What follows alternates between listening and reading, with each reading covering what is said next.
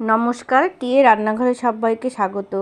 আজ আমি আপনাদের সাথে শেয়ার করব ডিম দিয়ে ঝিঙের অপূর্ব স্বাদের একটি রেসিপি। এই ঝিঙের রেসিপিটা থাকলে ভাত রুটি যে কোনোর সাথে জাস্ট জমে যাবে।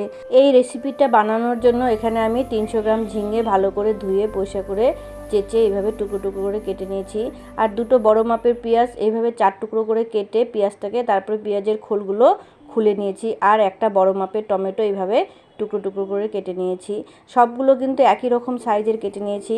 তারপর এখানে 1 চামচ হলুদ, 1 চামচ লঙ্কার গুঁড়ো আর হাফ চামচ রসুন বাটা আর হাফ চামচ আদা বাটা দিয়ে তার উপরে আমি দুটো ডিম ভেঙে দিলাম।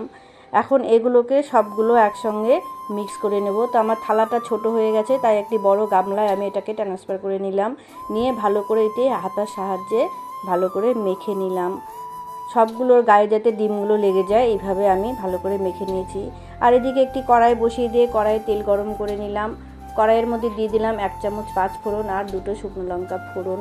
5 ফোড়ন থেকে আর শুকনো লঙ্কা থেকে যখন সুন্দর গন্ধ বেরিয়ে আসলো, তখন আমি এখানে একটা ছোটো মাপের পেঁয়াজ কুচি করে কেটে রেখেছিলাম আর দুটো কাঁচা লঙ্কা চিড়ে রেখেছিলাম, সেটা দিয়ে দিলাম। আবারও এখানে রসুন বাটা দিয়ে দিলাম হাফ চামচের বেশি। এখানে যতটা রসুন বাটা দেবে ততটা ভালো হবে, কারণ ডিমের একটা কাঁচা গন্ধ থাকতে পারে। তারপর দিয়ে দিলাম এখানে রঙের জন্য 1 চামচ হলুদ আর এখানে দিয়ে দিলাম হাফ চামচেরও কম চিনির দানা স্বাদের জন্য, আর দিয়ে দিলাম হাফ চামচের মতো লঙ্কার গুঁড়ো। এগুলোকে ভালো করে একটু মিশিয়ে নিয়ে আমি ম্যারিনেট করে রাখা ঝিঙে, ডিম আর পেঁয়াজগুলো দিয়ে দিলাম। দিয়ে আমি ভালো করে নাড়াচাড়া করে একটি থালা দিয়ে ঢেকে দেব। এখানে গ্যাসের আঁচটাকে আমি মিডিয়াম টু লো রেখে দেব। 2 মিনিট পর আমি ঢাকাটা সরিয়ে নিয়ে ভালো করে নাড়াচাড়া করে নেব। নিয়ে আবারও আমি এটাকে ঢেকে দেব। এইভাবে আমি 3 থেকে 4 বার ঢাকা দিয়ে দিয়ে আমি ভালো করে ঝিঙেটাকে সেদ্ধ করে নেব।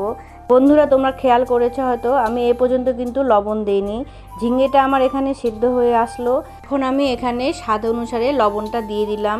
লবণটা আগে দেইনি, কারণ ঝিঙে থেকে লবণ দিলে জল বেরিয়ে আসতো, তাতে ঝিঙেটা কাঁচা থেকে যেত। সেই জন্য ঝিঙেটাকে আগে আমি ঢাকা দিয়ে দিয়ে ভেজে নিয়েছি। তারপরে লবণটা দিয়ে আমি আরও কিছুক্ষণ নাড়াচাড়া করে মিক্স করে নিলাম। নিয়ে এখানে গ্যাসের আঁচটাকে আবার মিডিয়ামে করে দিয়ে আবার কিছুক্ষণ ঢাকা দিয়ে দিলাম। আমি 5-7 মিনিট পর ঢাকাটা সরিয়ে নিলাম।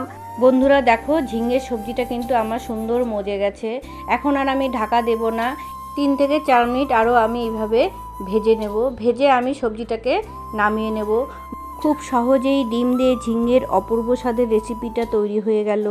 আশা করি রেসিপিটা আপনাদের সবার খুব ভালো লাগবে।